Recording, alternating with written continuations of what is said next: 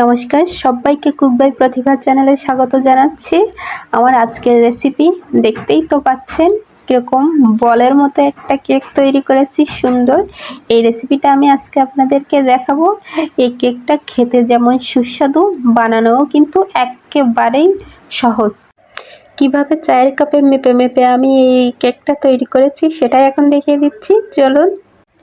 তো রেসিপিটি করার জন্য প্রথমে কেক টিনটা আমি রেডি করে নেব। তার জন্য এখানে আমার ঘরের ব্যবহার করা একটা বাটি নিয়েছি। এই বাটিতেই আমি আজকে কেকটা করে দেখাবো।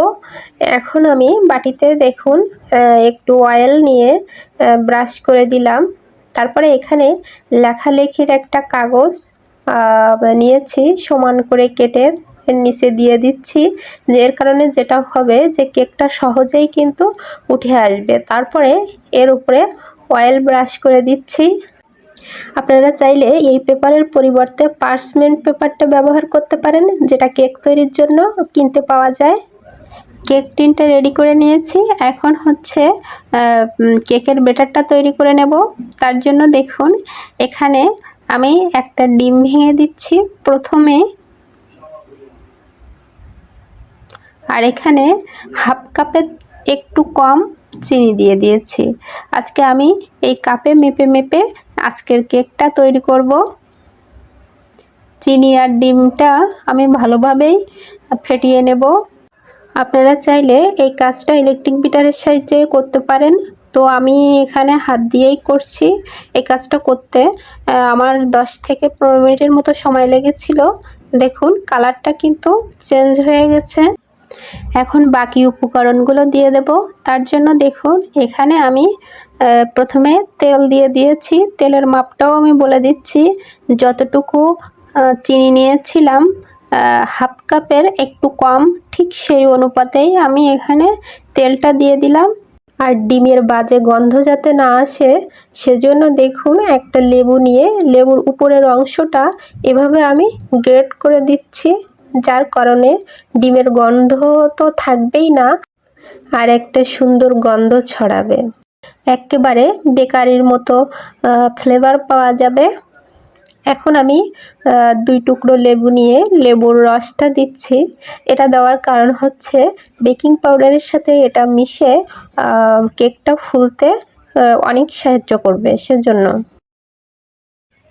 এখন দিয়ে দিচ্ছি ময়দা। এখানে হাফ কাপের একটু বেশি 2 কাপ আমি ময়দা দিয়েছি।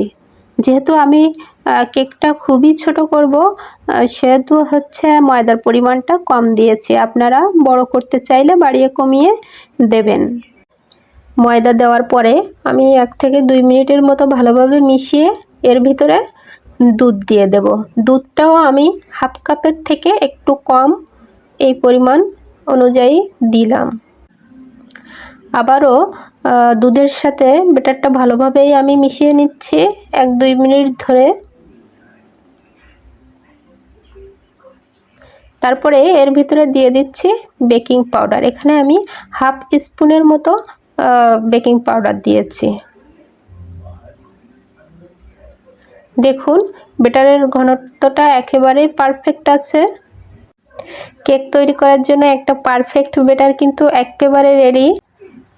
এখন যে টিনটা আমি রেডি করে রেখেছিলাম কেক বসানোর জন্য, সেটাই এখন নিয়ে নেব। এখন এই পাত্রের ভিতরে আমি তৈরি করে রাখা কেকের ব্যাটারটা দিয়ে দিচ্ছি। ভালোভাবে আমি হাত দিয়ে পুরো ব্যাটারটাই দিয়ে দিচ্ছি।